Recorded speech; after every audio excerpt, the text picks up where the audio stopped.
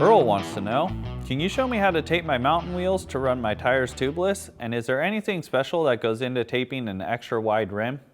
Taping a mountain wheel to go tubeless is pretty simple. The only issue you may have is finding a tape that covers the entire inner rim channel, especially with rim widths getting wider and wider. Here are a few tips to make sure you get a good seal with the tape on any rim.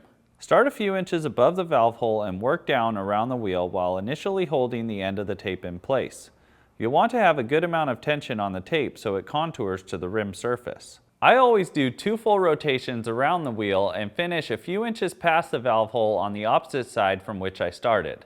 When it comes to a wider rim where the tape doesn't reach the edges, you'll have to change the process slightly. I'll still start above the valve hole, but will favor one side of the rim channel. As you make your way around, stay to that side, but be sure you're still covering the spoke holes in the center.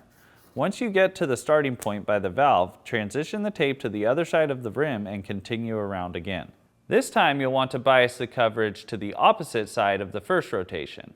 Once again, be sure you are covering the spoke holes in the center of the rim. Once you get back around after the second rotation, finish on the opposite side of the valve hole. All that's left is to push your valve through the tape, mount the tire, add your sealant, inflate, and hit the trail.